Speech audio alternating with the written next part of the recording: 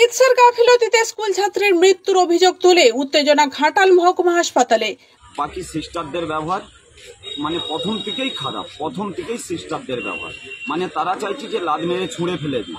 নমস্কার, আপনারা দেখছেন Ghatal Republic TV digital media. বিশেষ প্রতিবেদনে এই মুহূর্তে আমি পাপিয়া বন্দ্যোপাধ্যায়। মৃত স্কুল ছাত্রের নাম সুমৌ বিভাগ, বাড়ি ঘাটাল থানার হরিশপুর গ্রামে। পরিবারের অভিযোগ, নবম শ্রেণীর স্কুল ছাত্রী জ্বর ও বমি উপসর্গ নিয়ে হাসপাতালে গত সপ্তাহে ভর্তি হয়েছিল। শনিবার তাকে ছুটি দিয়ে দেওয়া হয় এবং কর্তব্যরত চিকিৎসক এক সপ্তাহ পর তার চেম্বারে একবার দেখিয়ে নিতে বলেন। কিন্তু ছুটির একদিনের মাথায় রবিবার ফের অসুস্থ হয়ে পড়ে ওই ছাত্রী। পুনরায় হাসপাতালে ভর্তি করলে শেষ রক্ষা হয়নি। গতকাল সন্ধ্যায় মৃত্যু হলো ওই ছাত্রীর। চিকিৎসার গাফিলতির অভিযোগ তুলে হাসপাতালে তুমুল বিক্ষোভ মৃতের পরিজনদের। পরিস্থিতি সামাল দিতে ঘটনাস্থলে ঘাটাল থানার বিশাল পুলিশ বাহিনী। ঘাটাল থেকে মনসারাম করের রিপোর্টে আমি Papiya Bandyopadhyay, Republic TV digital media. ঘটনাটা কিডনিয়ে পাথর জমেছিল, কিডনিয়ে পাথর হয়েছিল, জমেনি পাথর হয়েছিল।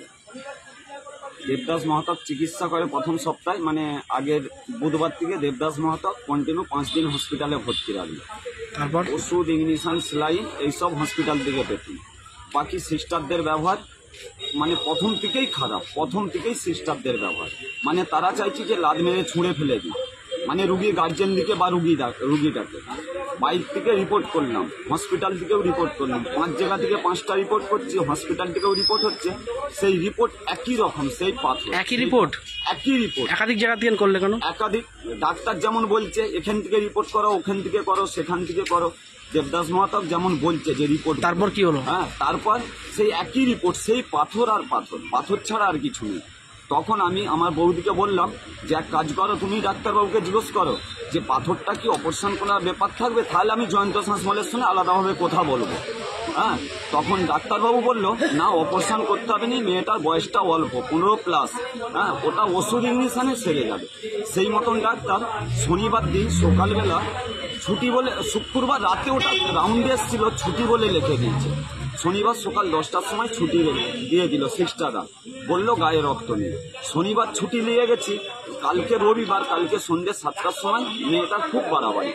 যখন মেয়েটার বাড়াবাড়ি হয়, এখানে এনে ভর্তি করি, তখন সিস্টাররা কোথাও শিরা খুঁজে পাচ্ছে। ভর্তি করেছেন কালকে রাত্রি প্রায় 8টা থেকে 8:30টার ভিতরে। তারপর টাইমটা এরকম একটা কিছু। তারপর সিস্টাররা, ডাক্তার নেই, সিস্টাররা কোথাও শিরা খুঁজে পাচ্ছেন। সিস্টার দিকে জিজ্ঞাসা করাচ্ছে ডাক্তারবাবু কখন আসবে, বলছে ডাক্তারবাবু কোনো টাইম নেই, 10টার পরে আসতে পারে রাউন্ডে। বলে সিস্টাররা শিরা কোথাও খুঁজে পাচ্ছেন না, খুঁজে পেতে পায়ের শিরায় সিস্টাররা ইঞ্জেকশন দিয়েছে। রুগীটা মোটামুটি কালকে একটু আধটু দুটো একটা কথা বলেছিল। আর সকালবেলা 9টার সময় যখন রিপোর্ট করতে নিয়ে হচ্ছে, তখনও রুগীটা হাতে প্রেসার দিয়ে বেডের মধ্যে বসার চেষ্টা করেছিল, যা কষ্ট করে বসেও ছিল।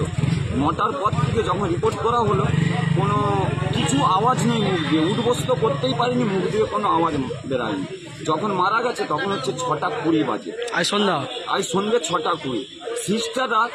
সিস্টারদের মুখ থেকে যে বক্তব্য যে আমাদের এখানে চিকিৎসা নেই, ওরা মুখ ফুটে বলতে পারছে না চিকিৎসা নেই। হ্যাঁ, যে এই রকম ওদের একটা ব্যবহার দাঁড়িয়ে যাচ্ছে। কি চাইছেন? আমরা কি অভিযোগ করছি? আমরা চাইছি যে এর জন্য কিছু একটা বিকল্প বা ডাক্তারদের শোনে একটা আলোচনার ব্যাপার। চিকিৎসার গাফিলতির অভিযোগ কি চাইছেন? আমরা চাইছি যে ডাক্তারদের সঙ্গে আমরা একটু দেখা করব, যে রুগীটা কি কন্ডিশনে ছিল বা কি করে মারা গেল, দেখা হয়েছে কেনই মারা গেল, ডাক্তারের সঙ্গে দেখা হয়েছে। এখানে আমাদের প্রশাসনের পুলিশ ছিল, বললো ডাক্তারবাবু আছে, একটু টাইম লাগবে, 8 ঘন্টা, আমরা অপেক্ষা করব। কে হয় আপনার? আমার বোন হয়। কি নাম আপনার? নারায়ণ পানি। বাড়ি ঘাটাল।